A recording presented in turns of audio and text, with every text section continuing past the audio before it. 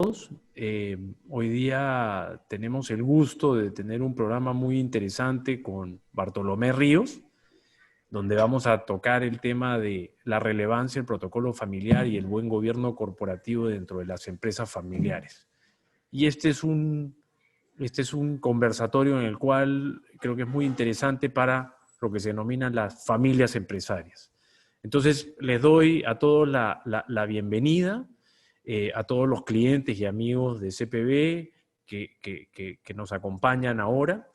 Y por favor, la idea es que nosotros, como ustedes ya saben, el formato es, vamos a aprovechar de los conocimientos de Bartolomé Ríos, haciéndole preguntas sobre estos temas, y ustedes también pueden hacerlas e intervenir. La idea es que esto sea un tema ágil y que sea dinámico y en el cual pueda haber participación de todos los participantes. Bueno, habiendo dicho esto, voy a pasar a presentar a mi invitado, a nuestro invitado de hoy, que es Bartolomé Ríos. Bartolomé, a quien yo de cariño, y bueno, como le dicen, la gente le dice Tolo, es un reconocido asesor de empresas familiares que cuenta con más de 30 años de experiencia en dirección, gestión y consultoría de negocios. Entre muchas otras actividades que Tolo desarrolla, quiero comentar algunas de las más importantes, que es asesor de decenas de empresas familiares desde el año 2011, que está enfocado en la profesionalización de las empresas, la estrategia, la gerencia, las finanzas, la sucesión intergeneracional y obviamente los protocolos familiares, que es el tema materia de esta reunión. Es director profesional de 16 empresas del año 2011. Es autor del podcast Asuntos de Familia, el podcast de las empresas familiares, que dicho sea de paso se los recomiendo, es súper interesante. Yo he tenido la suerte de poder escuchar estos podcasts que son muy buenos. Es el autor del blog Crecer con Eficiencia de Semana Económica. Es el conductor del conversatorio Empresas y Coronavirus, al cual he tenido la suerte que Tolo me ha invitado y que es sumamente interesante y tiene temas muy de actualidad y muy importantes. Es profesor de la Universidad del Pacífico del año 2011 y cursó estudios en la Universidad del Pacífico, Columbia University, Kellogg School of Management, TEC de Monterrey, Yale University School of Management. Y bueno, es todo un personaje, Tolo, y te damos la bienvenida y muchísimas gracias por aceptar esta invitación. No, al contrario, Germán, muchas gracias por la invitación, Germán, y a CPB por esta invitación. Encantado de poder participar. Un poco larga la introducción que has hecho de mi experiencia, pero bueno, aquí estamos. Muchas gracias. Qué bueno, Tolo. No, merecida la presentación. La verdad que es un gusto tenerte aquí. Oye, Tolo, como lo conversamos, la idea es poderte hacer preguntas, es poder aprovechar en el buen sentido de la palabra los conocimientos que tú tienes en esta materia que engloba en realidad a estas familias empresarias, que es un tema tan importante, y dentro de las familias empresarias, la empresa familiar, que es también muy importante. Y que dicho sea de paso, y lo aclaro, y quizás es un tema el que tú puedas comentar, la empresa familiar es súper importante porque yo creo que la gran mayoría de empresas en el Perú deben ser empresas familiares. Segundo, que son empresas que están en todos los rubros. Y tercero, que creo que no se debe confundir empresa familiar con pequeña o mediana empresa. Realmente hay empresas familiares que son súper grandes y súper importantes, ¿no? Y quizás eso es un poco lo que también sería bueno que resaltes al momento que vayamos haciendo las preguntas. No sé, Cristian, si podemos empezar con la primera pregunta que tú tenías y así vamos avanzando. Sí, por supuesto. Muchas gracias, Germán, y muchas gracias, Tolo, por tu presencia el día de hoy.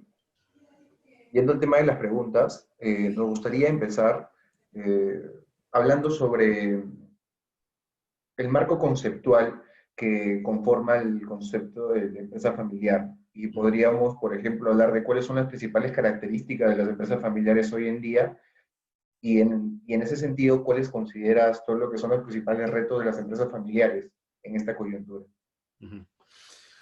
Encantado. A ver, el marco conceptual general es que hay dos esferas que interactúan permanentemente, ¿no? Es la esfera familiar y la esfera empresarial. Entonces, esa interacción plantea algunos desafíos que empresas no familiares no tienen por qué enfrentar, ¿no? Desafíos como, por ejemplo, los procesos de toma de decisión a nivel de la gestión del negocio y a nivel de la dirección del negocio, que es procesos de toma de decisión que va a estar de alguna u otra manera influenciada por la calidad de las relaciones interpersonales de los miembros de la familia. Si la calidad de las relaciones es alta, entonces las decisiones serán seguramente el proceso será más fluido y las decisiones serán mejores, lo que redunda en buenos resultados empresariales. Si las relaciones familiares no son muy buenas, ahí más bien lo que puede haber es una dificultad para ponerse de acuerdo que conduzca a decisiones no necesariamente adecuadas y a resultados insatisfactorios. Esos resultados insatisfactorios exacerban las malas relaciones de la familia. Entonces genera un círculo vicioso. O los resultados satisfactorios refuerzan las buenas relaciones interpersonales. Y ahí se genera un círculo virtuoso. Eso como marco general. Hay bastante más que evidentemente en lo que uno podría entrar, pero digamos ese es el marco general. Y tal vez hoy día uno de los principales retos que enfrentan las familias empresarias en el Perú es un reto doble. Por un lado, hacer frente a la desaceleración de los negocios y a la reducción de los márgenes. ¿Ya? Y por otro lado, llevar adecuadamente la sucesión intergeneracional. Porque muchas de las empresas familiares que hoy día subsisten son producto de lo que vamos a llamar la generación de empresas familiares que nacieron después de la década de los 80. La década de los 80 fue una década de crisis, como sabemos, que condujo a mucho emprendimiento. Ese emprendimiento, en muchos casos, creció, y hoy día lo que tienes es empresarios que cuando emprendieron tenían 30 o 40 años, que hoy día ya están en una etapa distinta de su vida y que tienen hijos de 30 o 40 años que están tomando la posta, en una coyuntura de crisis económica. Ahí está el desafío. Tolo, ahí te quiero hacer un comentario. Yo creo que lo que tú has dicho es súper importante. Buenas relaciones te permiten tomar buenas decisiones dentro de la empresa familiar. Ahora, yo creo que hay un reto más, y no sé si tú coincidirás conmigo. Esta crisis que estamos viviendo, producto de una pandemia que nos ha llevado a todos a estar encerrados en nuestras casas y que nuestra vida se vea restringida, obviamente afecta a las personas. Hay personas que han sacado mucho provecho de esta situación y hay otras que les ha ido muy mal.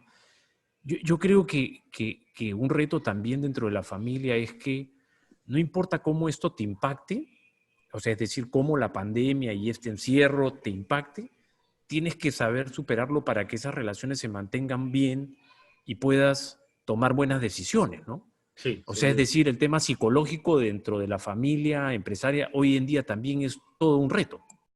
El tema, a ver, hoy con mucha mayor relevancia, Germán, el tema psicológico y el tema emocional son fundamentales para manejar cualquier negocio. Toda la literatura que hay sobre liderazgo, sobre empresas que sobreviven, digamos, atraviesan exitosamente distintas crisis y sobre sus líderes, esa literatura subraya la importancia de la buena gestión emocional de los líderes. ¿Ok? Ya. ¿Por qué? Porque, claro, las crisis nos ponen a prueba, pues.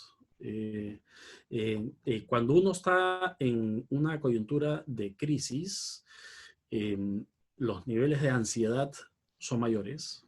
Esto es natural. Y esos niveles de ansiedad muchas veces pueden conducir a tomar decisiones que no son las mejores, ¿no? De hecho, cuando comenzó la cuarentena, a mí me encanta leer y enseñar. Cuando comenzó la cuarentena, me puse a buscar artículos sobre la diferencia entre miedo y pánico. Y me crucé con uno de la Universidad de Iowa del año 2014 que explica cómo el miedo responde a factores externos y el pánico a factores internos, y cómo esto puede, en una situación de crisis como la actual, trasladado ya a lo actual, ¿no? Exacerbar, digamos, crispar las relaciones, ¿no? Entonces hay que tener mucho manejo, mucha inteligencia emocional, ¿no? Mucha inteligencia emocional. Fácil decirlo, ¿eh? Sí, eso es lo Decir. que te iba a preguntar a reglón seguido, ¿no? Es decir, es súper fácil decirlo y es tan difícil hacerlo. Es decir, los días que todos hemos pasado y bueno, y estamos pasando son súper difíciles, ¿no? Entonces, ¿qué aconsejarías tú justamente para mantener esa tranquilidad emocional que permita a esas familias empresarias poder tomar, o sea, superar esta crisis tomando buenas decisiones? ¿Cómo se puede mantener esa armonía? Mira, céntrense en el objetivo. Hay un objetivo que va más allá de las necesidades, angustias o dificultades individuales, que es el objetivo de sacar el negocio adelante y de sacar a la familia empresaria adelante. Ese es el norte. Cuando tú identificas con claridad un elemento con el que todos puedan sentirse conectados y que no pueda ser resuelto por cada uno por su cuenta, sino que requiera de la intervención del grupo, ese elemento es tu elemento cohesionador, vertebrador, ¿ya? Y te ayuda a tomar decisiones. Entonces, en este momento de crisis, lo que tú debes hacer es poner por delante eso y decir, ok, ahora la agenda no es la agenda que pudo haber hace 2 años o hace 4 años en nuestra familia empresarial. La agenda es salir de esta situación de la mejor manera posible. Y eso te articula. Sí.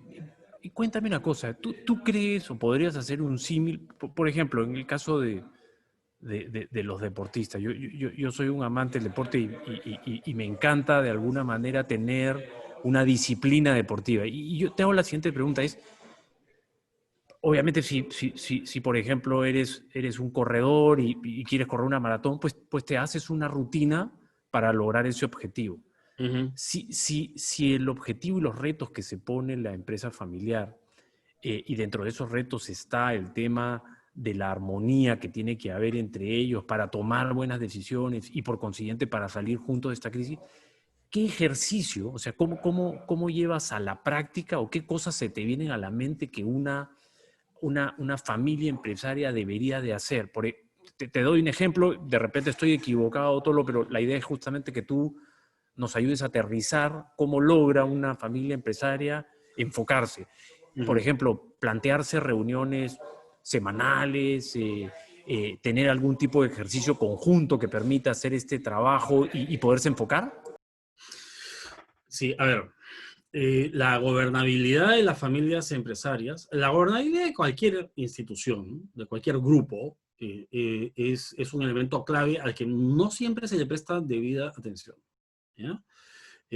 Por ejemplo, en coyunturas de crisis política como la que estamos viviendo en Perú desde hace ya algunos años, se evidencia la fragilidad de las políticas públicas, del crecimiento de la economía, etcétera. ¿Por qué? Porque la gobernabilidad política hoy día está muy, muy, muy débil, ¿no?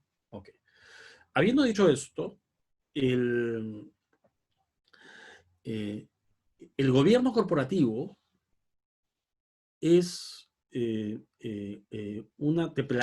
te presenta una cantidad de elementos que te permiten elevar los niveles de gobernabilidad de tu empresa y de tu familia empresaria. ¿Ok? Y por eso, para eso, o en el marco del gobierno corporativo, tú puedes definir algunos de los temas que comentaste, Germán, ¿no? El espacio del directorio, por ejemplo. El espacio del directorio es importantísimo en una familia empresaria. Pocas lo tienen. ¿ya? Si te cogió la crisis sin directorio, importantísimo tener comité gerencial semanal. Importantísimo. 2 horitas. Y tener de repente una reunión de consejo familiar o una reunión un poquito más ampliada cada mes o cada 2 meses que te permita profundizar en determinados asuntos. ¿Ok? Lo que nosotros observamos hoy día nítidamente es que la ingobernabilidad en el Perú está afectando nuestras perspectivas de desarrollo, ¿no? Lo que ha pasado la semana pasada, ¿no? Las mociones de vacancia, etcétera, es un clarísimo ejemplo. Cuando tú alineas, vamos a usar el símil, ¿no? Si el Ejecutivo y el Legislativo estuviesen alineados, otro sería el cantado. Entonces, lo que tú buscas aquí es la gobernabilidad de la familia empresaria alineando a las personas y con un espacio de aterrizaje concreto de comités, directorios, una agenda que se elabore, que se identifique, se priorice los temas más importantes y que la familia esté bien enfocada en eso. Sí, y bueno, eso es como en los ejercicios, no tienes que ser disciplinado para hacerlo. Digamos, te agota, te cansa, todos los días uno levantarse temprano en la mañana para hacer deporte y dice, no, prefiero quedarme en mi cama, ¿no? Hace frío, sobre todo ahora en invierno, pero uno lo tiene que hacer, ¿no? Y eso es quizás el ejercicio para las empresas o para las familias empresarias. Sí, Oye, claro. y dentro de estos ejercicios, ¿qué papel juega el protocolo familiar? Es decir, porque el protocolo es un muy bonito documento donde hay una lista de deseos o de cosas que la familia dice que va a hacer, pero ¿es realmente el fin o es un medio este protocolo familiar? ¿Y cuáles son los beneficios de contar con uno? Claro, el protocolo es una herramienta. El protocolo es una herramienta que funciona bien cuando hay compromiso de las partes. Cuando no hay compromiso de las partes, como con cualquier contrato, no va a funcionar. El protocolo, haciendo también un paralelo, hay quienes llaman al protocolo familiar constitución familiar.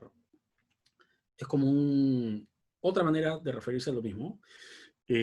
Poco usada, pero que cuando uno la toma en cuenta, entiende cómo el protocolo es una suerte de macroacuerdo de los miembros de la familia, así como la constitución política de un país nace de un contrato, de un macroacuerdo de la ciudadanía, ¿no? Las constituciones políticas son aprobadas por referéndum, no son impuestas o aprobadas por mayoría parlamentaria o impuestas por, ¿no? Entonces, el respeto al protocolo familiar es fundamental para viabilizar los beneficios que, que, que, que, a los que apunta, ¿no? Beneficios que tienen que ver con la profesionalización y la evolución de los negocios, manejar bien los directorios, manejar bien la gerencia, que sea profesional, definir bien cómo se trabajan los flujos de dinero, en qué se invierte, en qué no se invierte, cómo se mide éxito, cómo se mide fracaso y cómo se aprende del fracaso, entre otros diversos temas relacionados al mundo empresarial, ¿no? Y por otro lado, toma de decisiones en el ámbito familiar, que tienen que ver con el consejo familiar, cómo decidimos mi rama versus tu rama, cómo nos ponemos de acuerdo, quién va a ser el próximo líder del miembro de la familia que lidere tal o cual negocio, tal o cual tema. Claro. Cómo nos ponemos de acuerdo sobre quiénes de la familia trabajan en los negocios, sobre cómo administramos el patrimonio de la familia, entre otros. Hay dos cosas, y te interrumpo, quizás para todos los que nos escuchan y no han tenido la experiencia de conocer un un protocolo familiar, bueno, el protocolo familiar, como lo dijo Tolo, es un contrato, o sea, es decir, es finalmente, o la forma que los abogados le damos es plasmarlo en un documento escrito en el que participen todos los miembros de la familia, o por lo menos todos los que puedan participar, porque de repente hay miembros que son menores de edad. Y lo que acabas de decir, Tolo, sobre todo, has hablado de varios aspectos que pueden estarse regulando a través del protocolo, pero quizás uno de los más importantes es el tema de cómo se toman las decisiones dentro de la familia. Sí, Y claro. has hablado del consejo de familia. Ahí puedes comentarnos un poco más de eso, que además eso está de la mano con el ejercicio que la familia tiene que hacer de conversar entre ella para poderse entender y tomar buenas decisiones. No sé si nos Sí, detenemos ahí y de ahí nos cuentas, por favor, qué otros aspectos crees tú que se deben de regular en los protocolos. cómo no, encantado. A ver, los procesos de toma de decisión son la médula del éxito de una familia empresaria. Yo tengo 10 años trabajando con familias empresarias y si yo te pudiera resumir en una idea a fuerza, ¿qué familias empresarias, qué se necesita para que las familias empresarias tengan éxito? Es su capacidad y su voluntad de ponerse de acuerdo. Si la familia empresaria, los integrantes, tienen los dos ingredientes, ¿eh? Tú puedes tener capacidad y no tener voluntad, no te alcanza. Puedes tener voluntad y no tener capacidad, tampoco te alcanza. Tienes que tener los dos. Si tú desarrollas capacidad y mantienes voluntad para ponerte de acuerdo, los procesos de toma de decisión van a viabilizarse considerablemente. El espacio principal, la instancia de decisión más importante en la familia empresaria es el consejo familiar. En el consejo familiar, así como existe un directorio en una empresa que toma decisiones estratégicas o un comité de gerencia que se enfoca en decisiones más de operación, gestión y operación, también estratégica, pero en la familia, en la dimensión familiar, el consejo familiar es la instancia de toma de decisiones. ¿Qué se decide ahí? Todo. Tú decides ahí quiénes trabajan y no trabajan en los negocios, cuánto van a ganar, con qué condiciones y requisitos, ¿no? Si tienen requisitos de formación en esto o aquello, si les voy a dar bonos o no, quiénes están en los directorios, cómo vaya a administrar el patrimonio de la familia, el patrimonio compartido, ¿eh? ¿Cómo lo administro? Vamos, por ejemplo, ¿no? Los excedentes que generan los negocios que no son distribuidos vía dividendos. Oye, ¿cómo los invertimos en un nuevo negocio? El emprendimiento, ¿no? ¿Cómo evaluamos opciones de negocios? ¿Realicemos inversiones financieras o no? ¿Cómo gestionamos el portafolio de activos inmobiliarios que típicamente tienen las familias empresarias? Y así, tema tras tema tras tema, ¿ya? Quisiera hacer énfasis en lo siguiente. Tú, para mantener esa capacidad y voluntad para ponerte de acuerdo, tienes que ponerla en práctica todo el tiempo. ¿A qué me refiero? Cuando uno contrata una póliza de seguro para su carro, por ejemplo, ¿no? Tú contratas la póliza de seguro y si no te pasa nada, no la usas, pues. La dejas ahí guardada, ¿no? Y solo la usas cuando tienes un siniestro. En el caso del protocolo familiar, mucha gente equivocadamente elabora el protocolo, lo suscribe y lo guarda en un cajón como una póliza. Y dice, no, y yo lo voy a usar cuando hay una crisis de sucesión, el fallecimiento de alguien que... Claro. Piensa que ya una vez que hizo su documento de patrimonio familiar ya no tiene nada más que hacer, claro. Ya está, ya estamos listos. Mira, esa normalmente es una de las principales explicaciones del fracaso de los protocolos familiares. El consejo de familia debe reunirse en crisis o en tiempos de estabilidad debe reunirse periódicamente. Las sesiones de consejo familiar deben ser, yo lo que recomiendo es recién elaborado el protocolo cada 2 meses. Pasado un año, tal vez 6 meses, dependiendo de la cantidad de temas que tenga que definir la familia, ya pasar a una frecuencia trimestral y conservar esa frecuencia trimestral de todas maneras. Claro. Y además creo que es importante todo lo que las familias, y las familias lo saben, creo que quizás hay veces no hacen la relación entre ese documento que se suscribió y cómo va mutando la familia. O sea, es decir, hoy en día son X cantidad de miembros, mañana más tarde me divorcio, fallece uno, tiene una discapacidad, nacen hijos, los hijos se van del país. Entonces, todo eso hace que vaya cambiando la situación de la familia y claro, se tiene que ir adecuando. Desgraciadamente, y eso nos pasa a nosotros como abogados, que nosotros hacemos los documentos en base a una realidad en un momento, pero cuando es un contrato a largo plazo, nosotros siempre le decimos al cliente, mientras más corto hagas el contrato, es mejor. El cliente siempre nos dice, no, quiero que preveas todas las situaciones. Mientras más larga es la relación contractual, menos cosas debe de poner, es decir, debe ser más básico con principios. De acuerdo.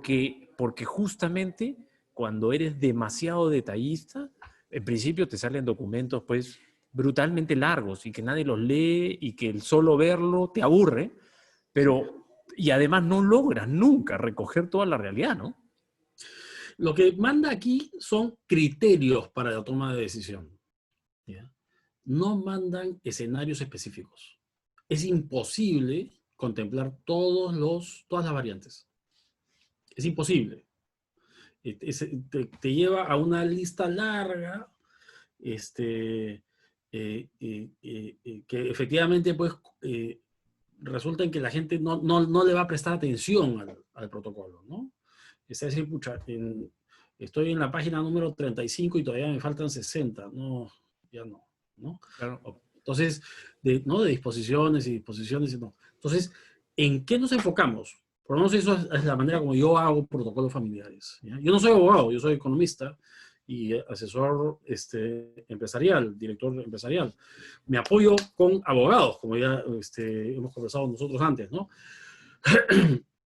¿En qué me enfoco? En los criterios.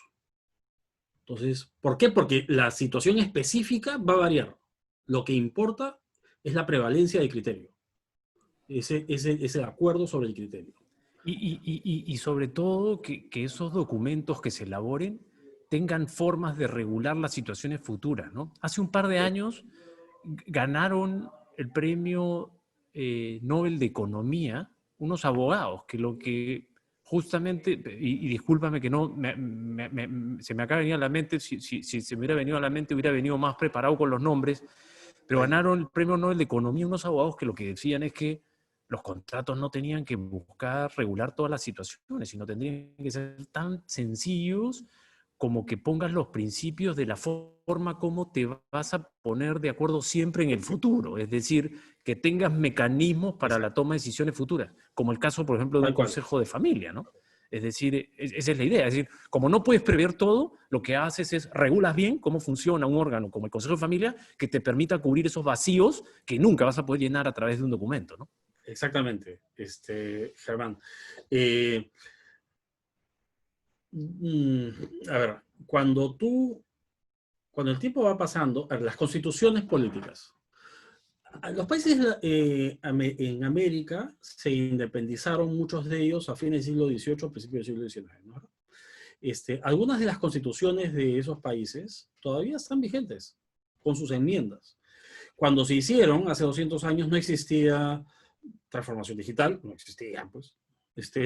No existía el auto, no existía el avión, una serie de cosas, ¿no? Las condiciones cambian, el entorno evoluciona.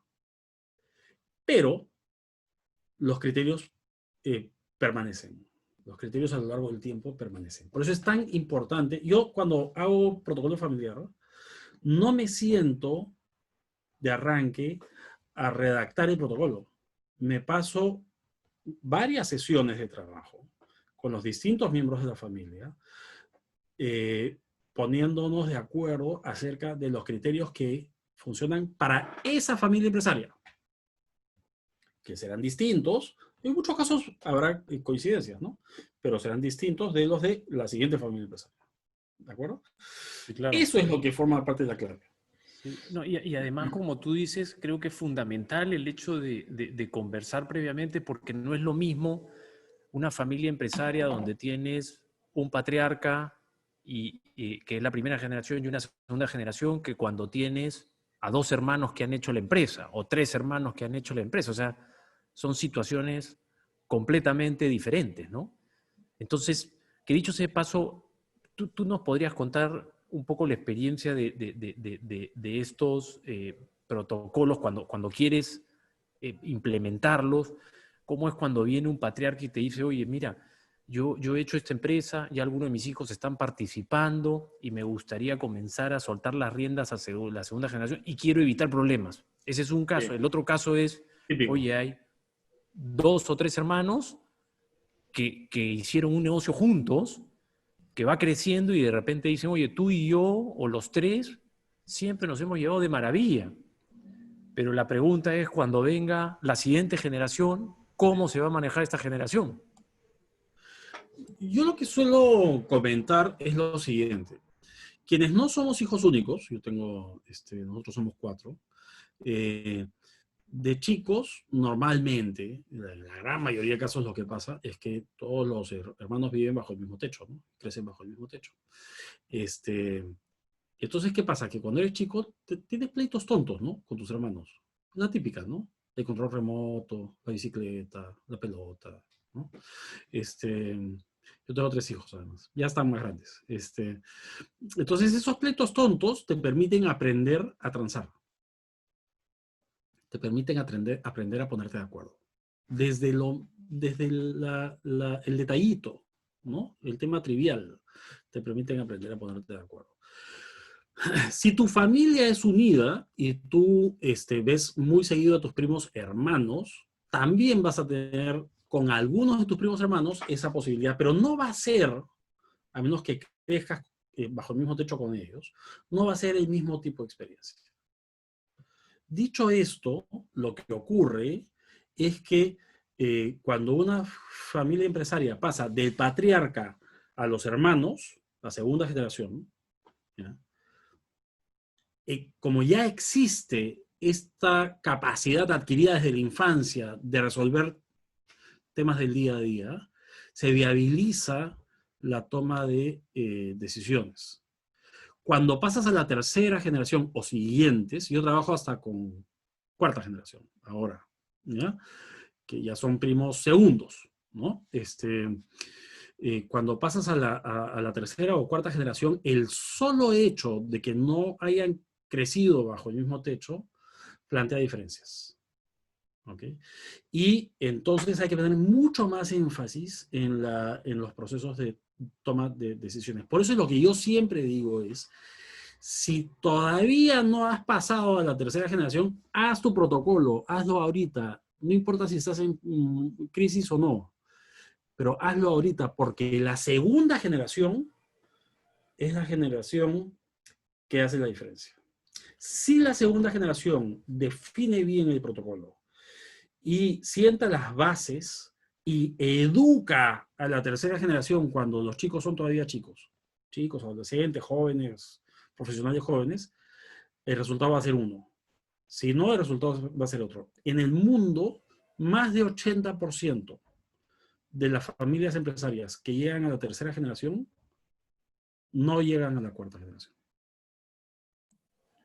Ese tema que has dicho, bueno, te has adelantado a una de mis preguntas, que era justamente cuándo era el momento adecuado, ¿no? Es decir, porque claro, el tema del protocolo siempre sale a la mente cuando uno comienza a sentir que hay problemas y comienza a preguntar, ¿no? Entonces, uy, tengo problemas para comunicarme con mis sobrinos, tengo problemas para comunicarme con mis hermanos, y recién ahí uno comienza a preguntar y sale la idea del protocolo y dice, no, sí, la solución es el protocolo.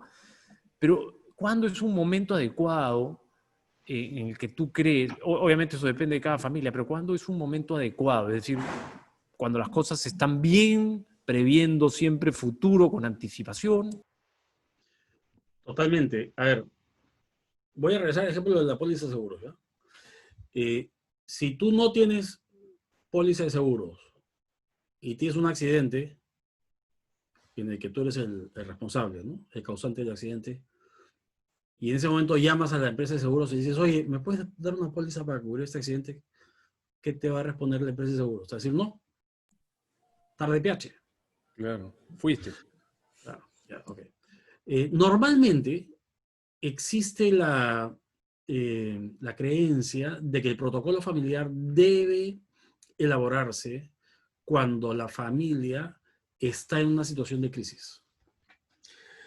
Y eso es falaz, el tema. Lo que tú debes hacer es dedicarte a elaborar el protocolo familiar cuando la familia está bien. Especialmente, ¿no? Cuando la familia, si no está bien, igual hazlo, ¿ya? Porque te va a servir, te va a ayudar. Ahora, sí tienes que tener claro que en situaciones de crisis, en general, en la vida de las personas y las organizaciones, es más difícil ponerse de acuerdo en determinados temas, ¿ya? Entonces, la probabilidad de que tu protocolo sea exitoso cuando comienzas a elaborarlo en una situación de relación tirante, esa probabilidad va a ser menor. Por eso, Claro. mejor ahora que estamos tranquilos. Hay crisis económica, ya está bien, hay crisis económica, pero mejor lo hacemos. Y otra cosa, Germán, la sucesión intergeneracional va a llegar de todas maneras.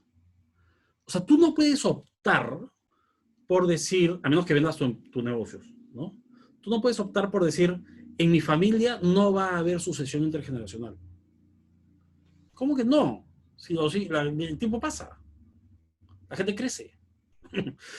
No es algo que uno pueda evitar. Entonces, aquí lo importante, repito, a menos que tú decidas vender tus negocios, pues ya los vendes, entonces ya no eres una familia empresaria, eres una familia con un patrimonio de otra naturaleza.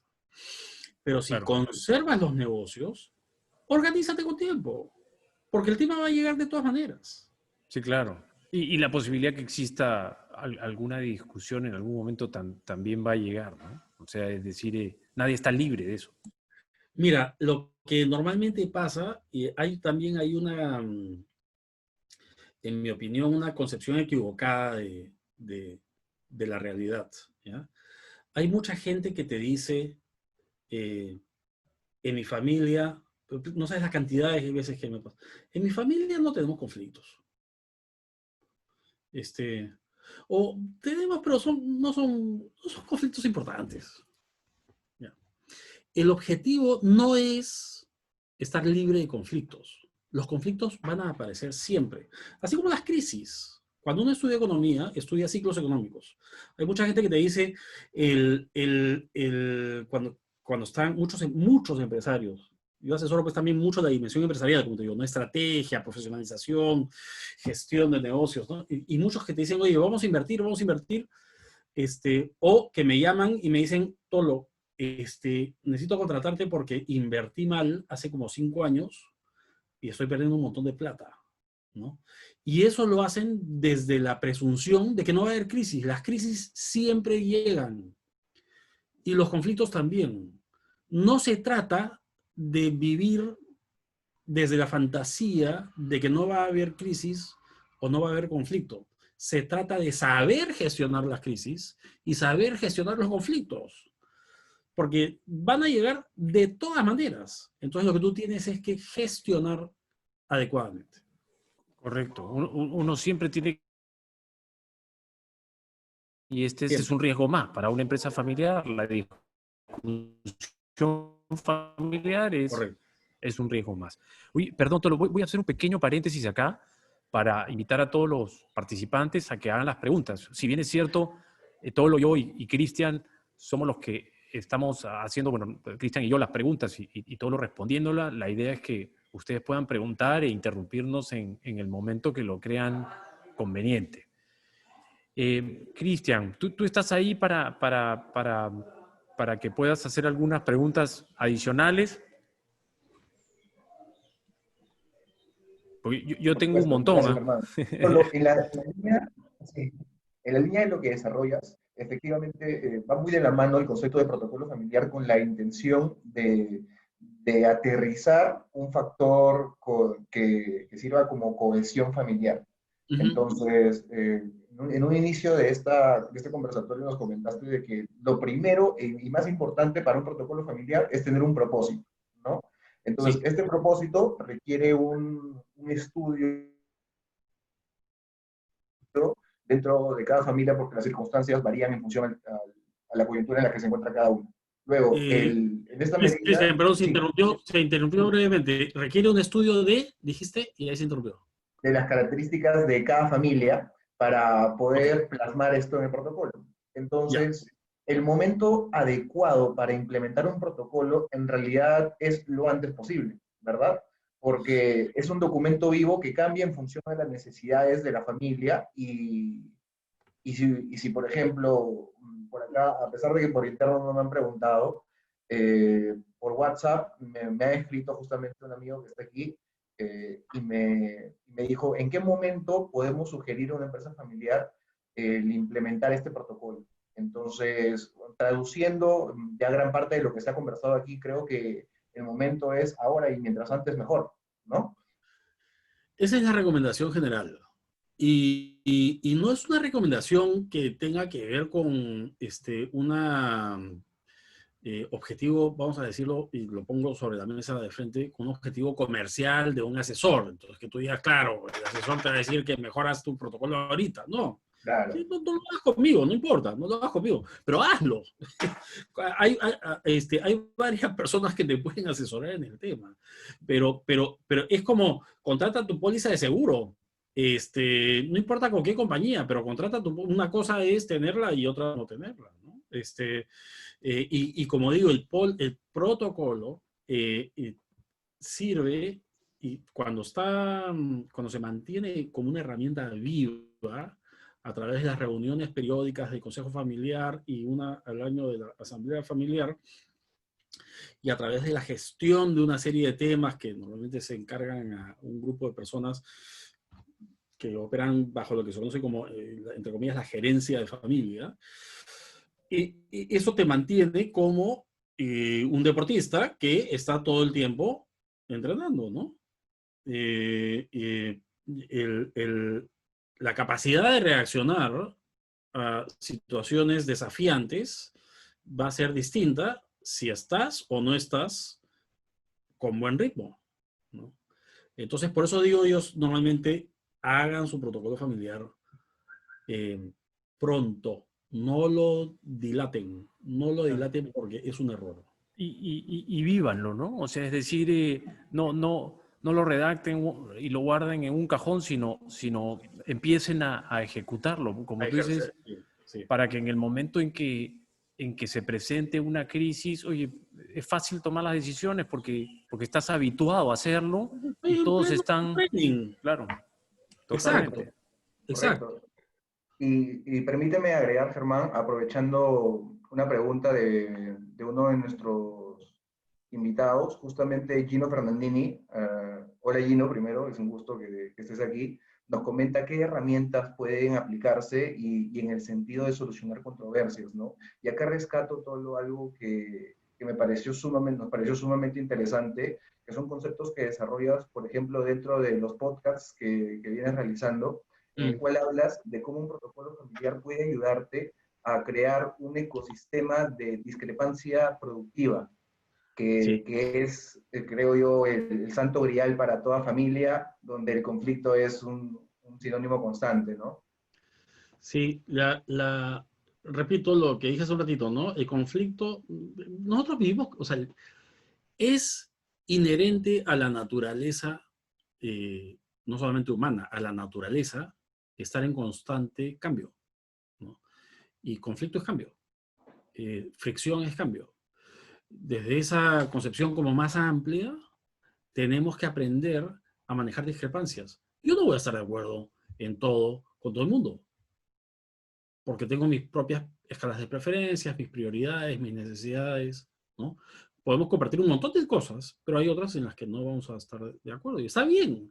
Normalmente yo creo que hay un rasgo cultural que no es saludable aquí, que tiene que ver con el hecho de que a nosotros no nos gusta que discrepen con nosotros, que la gente esté en desacuerdo con nosotros. A mí me encanta, esto es algo que aprendí, me enseñaron hace 25 años más, el valor de la discrepancia.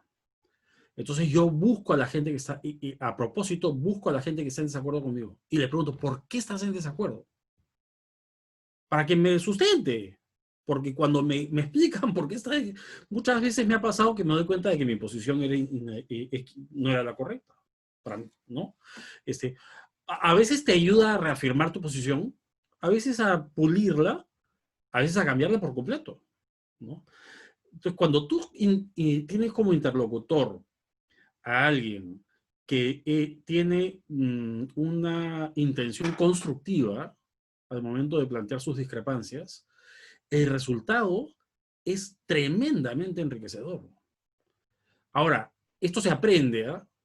Yo de chico era bien tercón. A mí de chico, en mi época de colegio, qué sé yo, me decían, eres un terco, pues me decían. Y era, pues, entonces esto se aprende, es como montar bicicleta, pues tienes que aprender, te vas a caer, ¿no? Y de ahí ya no te caes. De ahí ya, entonces hay toda una gestión emocional también, porque cuando la gente te dice, oye, lo que tú estás pensando o diciendo no estoy de acuerdo, muchas veces lo que uno puede terminar, la reacción que uno puede tener es una reacción como más personal, ¿no? Más, oye, me estás afectando en lo íntimo, en lo emocional. No, te estoy dando una idea diferente. Eso es parte de la falta del ejercicio de la discusión, ¿no? Es decir, cuando uno está acostumbrado a participar en reuniones y escuchar distintos puntos de vista, uno aprende a que uno no es dueño de la verdad, ¿eh? Y no solamente no es dueño de la verdad, sino comienza a ser tolerante con lo que significan las opiniones de los demás. Pero eso se logra con la práctica, ¿no? Y ahí un tema adicional que creo que fue la pregunta que te hicieron a ti, Cristian, y es que los protocolos familiares dan posibilidad de crear mecanismos de solución de conflictos muy amigables, ¿no? O sea, puedes incluir lo que se llaman amables componedores, cosas de esa naturaleza que no llegan a ser decisiones de un árbitro donde le da la razón a uno o a otro, sino que busca el encontrar la armonía, ¿no? Entonces, esas cosas son las que te dan los protocolos, que si no lo pactas, no lo tienes, ¿no? Sí. Discrepancia productiva, en todo el sentido de la palabra. Sí, quisiera agregar ahí un elemento. Cuando, hace un rato dije capacidad y voluntad para ponerse de acuerdo, ¿no?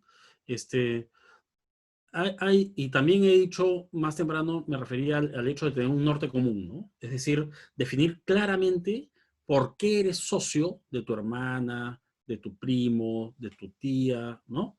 ¿Cómo así? ¿Cuáles son los elementos que definen ese acuerdo, esa sociedad?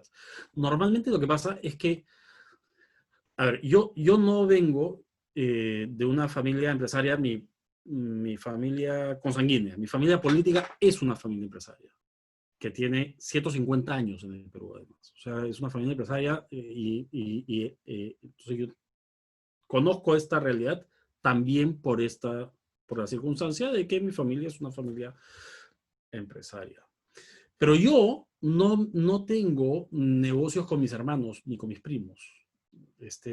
Lo que tengo, pero sí tengo negocios. Tengo socios que son terceros. A esos socios los he elegido. Es bien diferente elegir a tu socio de la situación en la que tu socio te tocó, pues. Te tocó porque era tu hermana, es tu primo, ¿no? Entonces, hacer el ejercicio de definir por qué estás conservando, fortaleciendo esta sociedad, es clave para darle sostenibilidad a la familia empresaria. Clave, clave, clave. Y como dijo Germán hace un ratito, hay elementos que uno puede, hay herramientas, mecanismos que uno puede aprovechar para viabilizar el aterrizaje de estas decisiones. Hay muchos que son de carácter legal, ¿no? Pactos de accionistas, por ejemplo, ¿no? Fideicomisos, entre otras figuras que se pueden usar que sirven para viabilizar el protocolo. El protocolo en general tiene dos dimensiones. Una que es la dimensión de lo que podemos llamar el compromiso moral, ¿no? Es decir, esta voluntad de sostener el acuerdo y de, a pesar de que cambian las circunstancias, las condiciones, se mantenga la familia cohesionada. Compromiso moral. El otro es la exigibilidad legal, el otro componente. Y por eso tan importante el trabajo de asesores legales que permitan aterrizar este protocolo. Aprovechando eso, hay una pregunta formulada por Gonzalo Morante. Muchas gracias, Gonzalo, por tu pregunta, en la cual para todos nosotros es muy interesante preguntarnos que nos pueden decir, los miembros de la siguiente generación están muy jóvenes todavía. Entonces, ¿no sería conveniente esperar a que maduren y recién ahí empezar a pensar en implementar un protocolo familiar? No. Perdón que sea tan directo, Gonzalo. Voy a explicar por qué, ¿ya? Yo tengo 3 hijos. Mis hijos tienen 20, 18 y 16 años. ¿Ya? ¿Desde cuándo son mis hijos? Desde que nacieron, pues, ¿no? Desde antes, ¿no? Desde que estaban en la panza. ¿Ya? Desde ahí comencé a ejercer a cumplir con mi rol de papá, ¿no? Es lo mismo que pasa cuando uno trabaja con una familia empresaria. Es mucho mejor, muchísimo más efectivo que uno comience a enseñarles a los chicos. Evidentemente algunas cosas no, porque cuando un niño tiene 8 años no va a entender de negocios como cuando tenga 20, ¿no? O 15. Enseñarles a los hijos desde más temprano permite, primero, inculcar cultura de la familia empresarial. Segundo, identidad como grupo empresarial familiar. Y tercero, comprensión de por qué la familia toma decisiones como toma. Entonces es mucho más conveniente comenzar a hacer estos temas cuando los chicos son más chicos. Por ejemplo, cuando están en la universidad, que practiquen en la empresa. Después no, después mi recomendación es que se vayan a desarrollar experiencia unos años en otros lados. Para que se fogueen, ¿no? Pero cuando son estudiantes universitarios, que hagan sus prácticas, por lo menos 1 o 2, de todas maneras en el negocio familiar. Porque eso los va exponiendo, les permite ir conociendo más sobre este tema. Esto de los protocolos familiares, Tolo, también es, hay veces, importante entre personas, entre socios que no son familia, pero que vienen generaciones que después van a querer participar en el negocio, ¿no es cierto? Es decir, y creo que esas son situaciones que con mayor razón aún hay que trabajar. Sí, a ver, pasa un poco de todo, pues, ¿no? A mí, por ejemplo, me toca trabajar con familias empresarias que son las únicas dueñas de los negocios de un determinado grupo empresarial, ¿ya? Me toca trabajar con familias empresarias que, imagínate que tú y yo pongamos un negocio, Germán, tú y yo no somos parientes, ¿no? Pero ponemos un negocio, pasa el tiempo, y ese negocio lo heredan tus hijos y mis hijos, que no son relacionados, y se tienen que poner de acuerdo. Entonces ahí me toca trabajar a nivel de un núcleo familiar o familia, el otro grupo familiar y la interacción entre ambos grupos familiares, ¿no? Eso agrega, digamos, una capa de trabajo que no se da cuando la familia empresaria es la única propietaria.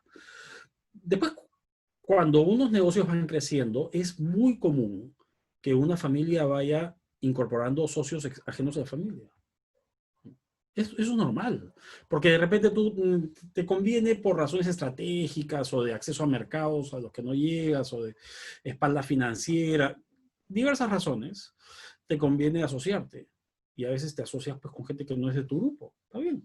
Entonces, esa otra dimensión es bien importante porque si no, se te va a hacer difícil gestionar la relación. Totalmente, totalmente. Justamente Marcela, Marcela Sencho nos hace una pregunta relacionada a, por ejemplo, ¿serviría el protocolo familiar como una herramienta para regular situaciones que suelen darse en la familia como la siguiente? Digamos, el gerente general suele ser el patriarca, pero en la práctica ya, por ejemplo, la segunda generación ha pasado a ejercer estas funciones.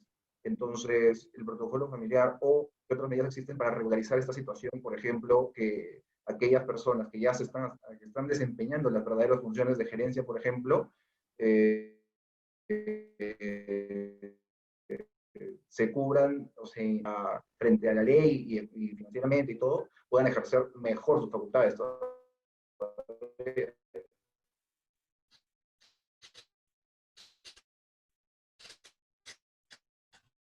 Sí.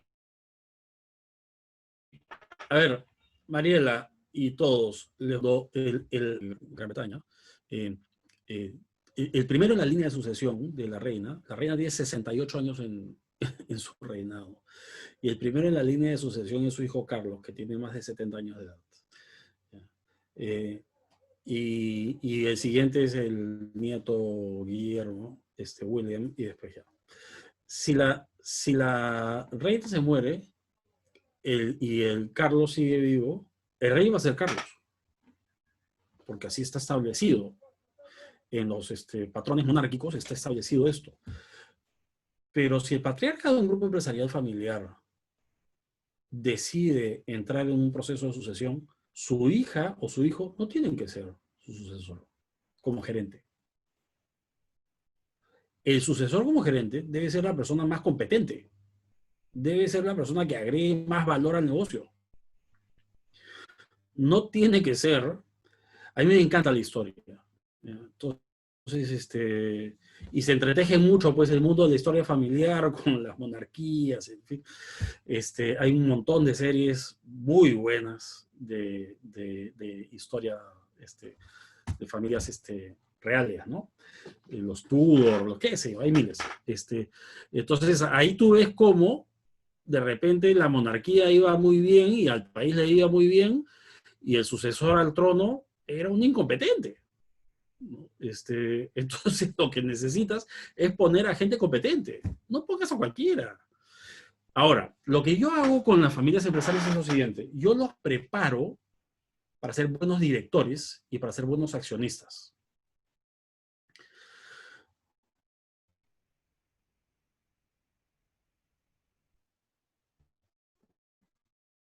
Y les digo, mucho mejor que tú. No, pero ¿cómo? Si ya la confianza. No, no, aguanta. Siempre va a haber alguien mejor que tú. Siempre. Entonces, búscate a alguien que sea claramente mejor que tú y ponlo como tu gerente general. A esa persona, a ese profesional competente quieres.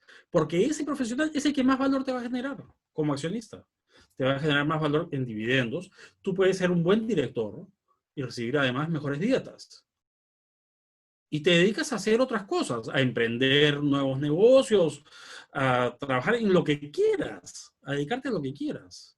Es una trampa muy común en las familias empresarias pretender que los hijos necesariamente son las mejores personas para suceder a los padres en las gerencias de los negocios. Entonces yo lo que hago es preparo directores y accionistas. Si el gerente es muy bueno y de la familia, enhorabuena, ¿no? Y lo refuerzas, pues, ¿no? La capacitación acá, el programa allá, etcétera, ya, perfecto. Pero si no, mejor busca, siempre va a haber alguien que sea mejor que tú, siempre, Siempre, siempre, siempre. Lo otro es, me parece, autoengañarse. ¿Y cómo es esta preparación de esos directores? Que eso va de la mano con tener un buen gobierno corporativo, ¿no? Me imagino que viene el entrenamiento por ese lado, Tolo, cuando tú Sí, claro. comienzas a entrenar a estos futuros directores. Sí, yo creo directorios en los negocios, ¿no? En las familias. Creo directorios y lo que hago es, cariñosamente les digo, miren, vamos a crear este directorio y durante una primera etapa, que puede durar 6 meses a un año, se va a llamar directorio con rueditas, ¿no? Cuando nosotros aprendemos a montar bici, Tienes tus rueditas ahí. tiene tus rueditas, bueno. Llega un momento en el que ya creces un poco y tus papás te sacan las rueditas, ¿no? ¿Qué es lo primero que pasa cuando te sacan las rueditas? Te sacas el alma. Te caes, ¿no? Y de ahí te levantas, pues, ¿no? Y te vuelves a caer, y te vuelves a levantar, etc. Y llega un momento en que estás montando tu bici así y dices, oye, ¿qué pasa si suelto una mano? Y sueltas una mano, ¿no? Y sigues con la otra, ¿no? Y llega un momento posterior en el que te animas a soltar las dos manos. Ya. Es lo mismo que pasa con los directorios. Cuando yo les digo a mis clientes, vamos a crear el directorio, tu primer directorio durante un año, lo que fuese, va a ser tu directorio con rueditas. Y yo voy a ser tu director, entre comillas. Yo soy su asesor y soy su director, su primer director independiente. Y lo que hago es paso por un proceso de entrenamiento a la familia para que entiendan a fondo el beneficio que representa dirigir bien un negocio. Cuando tú diriges bien un negocio y mantienes un plano estratégico separado, interrelacionado, pero separado del plano ejecutivo, gerencial, el beneficio es enorme. Mira, yo tenía un caso X, nunca digo nombres, en el que un determinado cliente me decía, Tolo, pero ¿para qué necesitamos directorio? Si todos los accionistas de este negocio venimos todos los días y estamos en la misma oficina, ¿no? Y si queremos tomar decisiones en conjunto, nos juntamos todos rapidito y tomamos la decisión. Hasta en el pasillo, me decían, ¿no? Como graficando, ¿no? Decía, oye, pero es diferente, pues le digo, tomar decisiones del día a día de tomar decisiones estratégicas. Tú tienes que separar planos. El dueño de una empresa que al mismo tiempo, o sea, el accionista, que al mismo tiempo funge como director y al mismo tiempo funge como gerente o ejecutivo, tiene que aprender a diferenciar los planos. Es importantísimo. Una cosa es tomar una decisión operativa, otra cosa es tomar una decisión en el comité semanal gerencial, que además hago, y instalo comités gerenciales y acompaño, y otra cosa es tomar una decisión estratégica en el directorio con una frecuencia mensual. Son 3 planos diferentes. Además, las cosas se ven de manera distinta, ¿no? Cuando generas ese plano diferente, Claro, totalmente. no, es como cuando estás en el primer piso de un edificio y luego subes al 7º piso, ¿no? O sea, ves las cosas de una manera completamente diferente y te das cuenta de cosas que no veías cuando estabas en el hall de ingreso, ¿no? O sea, es otra dimensión. Totalmente, y déjame agregar ahí un elemento, Germán. Quien está en el día a día no se distancia normalmente lo suficiente como para ver las cosas como las ve alguien que no está en el día a día. Mira, hace unos años me contrata un amigo mío, ¿ya? Que es miembro de una familia. Entonces, tenemos confianza, pues, ¿no? Somos amigos desde hace 1000 años. Y me dice, oye, Tolo, después de unos meses de trabajo, ¿no? Te he contratado para que me digas lo que yo ya sé. Y le digo, sí, pues, te estoy diciendo lo que tú ya sabes. Pero una pregunta, le digo, ¿has cambiado? ¿Has tomado decisiones diferentes? ¿Has tomado las decisiones que en el fondo sabes que debes tomar y no estás, no? ¿O necesitas que venga un tercero y te las diga? Entonces me miró así y me dijo, sí, pues ya, ok, vamos a seguir trabajando. Entonces seguimos trabajando juntos. El punto es así, ¿no? Tú necesitas gente que no esté en el ojo de la tormenta, por así decirlo. tú necesitas gente que tenga una perspectiva. Esa gente que tiene perspectiva te ayuda a tomar buenas decisiones. Y efectivamente, cuando uno sale del día a día, ve las cosas diferentes, ¿no? Bueno, cuentan las historias que en algún momento Facebook estaba con problemas serios hace muchos años y Mark Zuckerberg dicen que se fue a un templo en la India para meditar una cantidad y cambió la historia, ¿no? Y bueno, y así han habido muchos casos en los cuales los grandes fundadores o los grandes líderes de las empresas han hecho transformaciones en sus compañías cuando han tenido la posibilidad de salirse del día a día, ¿no? Steve Jobs, el de Apple, o sea, tuvieron que sacarlo a Steve Jobs para que él se diera cuenta de todo lo que no estaba haciendo correctamente y al regresar se dieron cuenta también lo que él podía hacer por la compañía y la llevó a los niveles que la llevó, ¿no? Claro. Mira, normalmente yo lo que les pregunto a mis clientes o a gente con la que interactúo es lo siguiente. Les digo, ¿cómo ganas plata? Hago el siguiente ejercicio, ¿eh? Les pregunto primero, oye, ¿cómo ganas plata en tu negocio? Entonces me dan una primera respuesta. Y de ahí les pregunto, oye, pero tengo una preguntita, así les digo, ¿no? Además pongo así este gesto, ¿no? Tengo una preguntita, ¿cómo ganas plata? Entonces se quedan así. Y les hago la misma pregunta 3 veces. ¿Ya? Después de haberles hecho la misma pregunta 3 veces, les pregunto, ¿y cómo pierdes plata? Y les hago la misma pregunta 3 veces. Y después paso a otra dimensión, que es cómo generas valor y cómo destruyes valor. ¿Qué es éxito para ti? ¿Qué es valor para ti como empresario? Como familia empresaria. Cuando tú llegas a esas capas más profundas de reflexión, lo que estás definiendo es tu gran norte como grupo empresarial.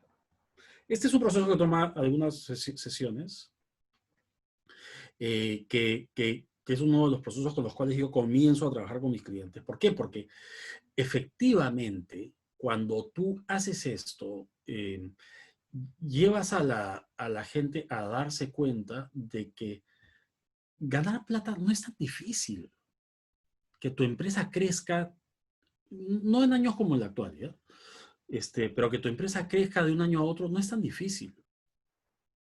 Lo realmente desafiante es que evoluciones. Hay una diferencia entre crecer y evolucionar. Una familia empresaria normalmente se proyecta a décadas de existencia. Tú no creas un negocio para cerrarlo de los 2 años. Entonces, esa evolución exige obligatoriamente, en mi punto de vista, pensar en generar valor y en evitar destruir valor. Todos vamos a generar valor y destruir valor, todo el tiempo.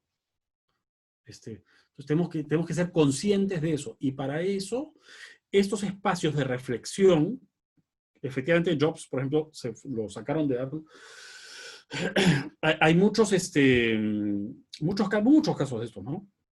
De empresarios que toman por momentos distancia, ¿no? Yo, por ejemplo, cada 3 meses, 4 veces al año, me evalúo. Así como cuando, yo soy independiente desde hace 1000 años, ¿no? Pero así como cuando tú estás en una chamba de dependiente y tu jefe te evalúa, ya, yo me evalúo 4 veces al año. Abril, julio, octubre y enero. Y te haces tu propia autoevaluación. Me hago. Así. ¿Sí? Está bueno eso. Por escrito no la hago acá. La hago desde abril del 2013. Ese mes lo hice por primera vez, o sea, han pasado 7 años y medio. Me toca ahora en la semana subsiguiente.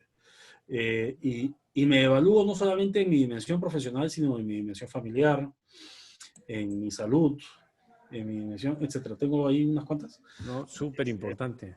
Y eso me lleva a un ejercicio de perspectiva. Y luego cada 3 meses, ¿por qué? Ya? Porque Esto lo aprendí de un amigo mío que fue mi jefe. Además, que lo hace cada 6 meses. Me lo contó hace años y me pareció súper interesante. Y yo dije, bueno, no lo voy a hacer cada 6 meses, sino cada 3 meses. ¿Por qué? Porque me puse a pensar en por qué en las bolsas de valores las empresas publican los estados financieros cada 3 meses. Y dije, ¿por qué no son cada 4 meses? O cada 2, o cada 6. Dije, lo voy a hacer cada 3 meses. ¿Por qué? Porque, claro, mira, todos los meses como que ya, no, necesitas un poco de distancia, ¿no? Para ajustar tu RCAS, ¿no? Cada 6 meses ya es muy distanciado, ¿no? Para mi gusto, ¿no? Entonces, pero cada 3 meses te permite estar encima de tus temas y tomar decisiones útiles. Claro. Y ver si han habido cambios positivos o negativos y hacer los ajustes, ¿no? Actuar. Tú tienes que observar, detectar y actuar. No te debes quedar en la observación o detección, ¿no? La acción es la clave ahí. Mi querido Tolo, el tiempo nos ha ganado. No quiero dejar pasar alguna pregunta que haya quedado pendiente. Cristian, ¿existe alguna pregunta pendiente? Por supuesto, gracias Germán, gracias Tolo. Para terminar, me gustaría agradecerle a Álvaro Oyola por su pregunta, que es bastante interesante en relación a cómo cómo puedes viabilizar los acuerdos que se toman en torno a, por ejemplo, los órganos y procedimientos que creas bajo el marco de un protocolo familiar a nivel corporativo. Es decir, cómo vinculas lo que la familia dentro del protocolo familiar acuerda a lo que corporativamente a nivel de órganos societarios, por ejemplo, se haga y se cumpla. Entonces, ¿cómo aseguras que sea de esta manera? Buen punto. A ver, tú tienes a nivel empresarial 3 instancias, o sea, hay más, pero vamos a hablar de 3, ¿ya? Que son la Junta General de Accionistas, el directorio y la alta gerencia. Vamos a hablar de esas 3. A nivel de familia empresaria, tienes también 3, ¿ya? Que son la asamblea familiar, que es un órgano no deliberativo, no es un órgano donde uno toma decisiones, tiene otros fines. Después viene el consejo familiar, que como expliqué más temprano, es el órgano por excelencia de la familia empresaria. Y después tienes la gerencia, lo que se conoce como la gerencia de familia, que es ejecutor. Okay. ¿Cómo aseguras la coherencia entre estos 3 y estos 3? ¿Ya? Con el consejo familiar. El consejo familiar es el nexo más importante de la dimensión familiar con la dimensión empresarial, ¿ya? Entonces, el consejo familiar, y hay ahora por temas de tiempo, pues no puedo entrar en detalle, ¿no? Pero en el consejo familiar tú determinas una serie de temas que te permiten que que haya coherencia, que haya consistencia, fluidez entre la dimensión familiar y la asamblea familiar, y la Junta General de Accionistas, entre la dimensión familiar y el directorio, entre la dimensión familiar y la plana ejecutiva. El plano ejecutivo. Ahí, Tolo, quizás yo te agregaría ya desde el punto de vista legal, porque Álvaro Oyola es abogado y seguro Okay. que la pregunta suya viene por un aspecto legal. Creo que además del protocolo puedes de alguna manera asegurar que las decisiones que se tomen en los órganos de la familia, que se vean reflejados en los órganos societarios, por ejemplo, que esos acuerdos, que pueden terminar siendo pactos de accionistas, se anoten digamos, en los libros, en las matrículas de acciones de la sociedad, y crear sindicatos de accionistas o otorgar poderes y representación para asegurarte que se vaya a cumplir. Y hay formas más sofisticadas que en algún momento lo comenté contigo, ¿no? Donde si tú crees ya que la familia puede tener cierto distanciamiento en algún momento y metes las acciones a un fideicomiso, y le dices al fiduciario, oye, fiduciario, cuando usted vaya a la junta de accionistas, no tome decisiones si no viene de la mano con una decisión del Consejo de Familia. Entonces, Entonces, esa es la forma de viabilizarlo legalmente para complementar lo que tú perfectamente has dicho, ¿no? Sí, muy, muy importante tu complemento, Germán. Claro, existen diversos mecanismos legales que ustedes los abogados conocen en detalle, yo no soy abogado, y que por eso yo siempre les digo a mis clientes, oye, vamos a hacer el protocolo y lo armamos, lo hacemos, etcétera, ¿no? Toda la parte de aprender a ponerse de acuerdo, definir los criterios, todo lo que hemos hablado. Y de ahí vamos al abogado. El protocolo no termina conmigo, termina con el abogado, porque ese es el trasvase, el abogado o los asesores legales en general permiten este trasvase que viabiliza el protocolo, no solamente desde la perspectiva del compromiso moral que mencioné más temprano, sino de la exigibilidad legal. Muchísimas gracias, Tolo. Y como te comenté, estamos ya sobre la hora. Para mí ha sido sumamente interesante el conversar contigo y conocer todo este mundo de las familias empresarias que es tan interesante. Y nada, agradecerte una vez más, agradecerle a todos los participantes y por favor, Tolo, a nosotros, si es que tú no tienes inconveniente, nos gustaría pasarle la información tuya a todos los participantes para que si tienen alguna duda o comentario se puedan contactar contigo. Con mucho gusto. Sí, no, agradecerles a ustedes por la invitación. Encantado de haber estado en esta reunión. Muchas gracias. Y por supuesto, sí, compartan mis datos de contacto.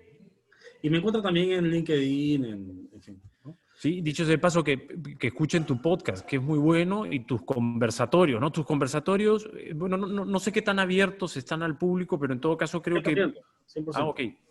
¿Es 2-3 veces por semana tus No, conversatorios? he bajado, a ver, hasta ayer, o mejor dicho, hasta esta semana cumplo 6. Los conversatorios surgieron por casualidad, pues, por la cuarentena, ¿no? Y son 6 meses ya. Y entonces me he tomado 2 semanas de descanso. Las próximas 2 semanas no voy a tener. Y retomo el martes 13 y van a ser los martes. No dejes de hacerlo, Tolo, porque es súper interesante para todos. No, no. Es un formato muy bacán, la verdad. Retomo de todas maneras, eso sin duda. Y van a ser los martes al final de la tarde, de 6:30 a 8 de la noche.